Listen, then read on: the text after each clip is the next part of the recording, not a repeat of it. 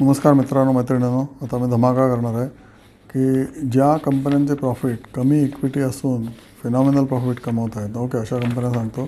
Typically 50च्या पेक्षा जास्त. Okay, 50 times more भांडवल जर एक असेल तर 1 कोटी प्रॉफिट, 1 कोटीचं भांडवल असेल तर 50 कोटी प्रॉफिट कमवतात 1 कोटीवर 50 टाइम्स.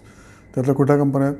MRF 441 times. ओके, म्हणजे 4 कोटी कॅपिटलवर 1870 कोटी प्रॉफिट. TCS 131 times. ओके, 374 कोटी कॅपिटलवर 49,000चा नफा. त्याच्यानंतर बजाज फायनान्स 141 टाइम्स 119 कोटी इक्विटीवर 17,000 कोटी नफा. नंतर LTI 19.7 करोड इक्विटीवर 4,600 कोटी प्रॉफिट 234 टाइम्स. त्यानंतर hero Motors. Okay, 112 times 39 crore फक्त प्रॉफिट, भांडवल आहे, 4,400 कोटी नफा. नंतर गॉडफ्रे फिलिप्स 10 कोटीवर 1,000 कोटी नफा 107 टाइम्स. डिक्सन सांगितलं तुम्हाला 11 कोटीवर 1,200 कोटी नफा.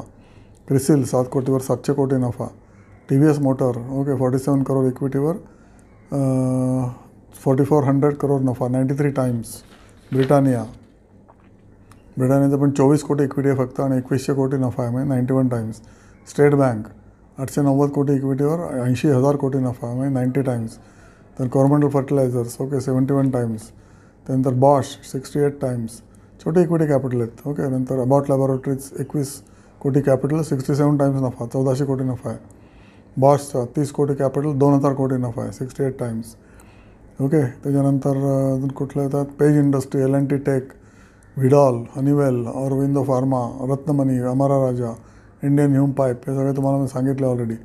त्यानंतर Colgate, LIC housing finance, Axis Bank 55 times. Okay, 513 कोटी इक्विटीवर 28,000 कोटी नफा 53 टाइम्स. त्यानंतर नाटको फार्मा ह्याच्यावर पण 27 कोटी फक्त इक्विटी आहे आणि 1,400 कोटी नफा आहे 54 टाइम्स. कोलगेट सांगितलं. Hindustan Unilever 49 times. BSE limited फक्त 27 कोटी इक्विटीवर 1,300 कोटी नफा 49 टाइम्स. 3M, सन फार्मा, ABB. नंतर जम्मू काश्मीर बँक 38 टाइम्स नफा. अवंती फीड्स 38 टाइम्स नफा. BKT टायर्स 44 टाइम्स नफा. अशा बरेचसे शेअर्स आहेत की ज्याची प्रॉफिटला काही धरबंदच नाही आहे आणि कमी कॅपिटलवर ते नफा कमवतात.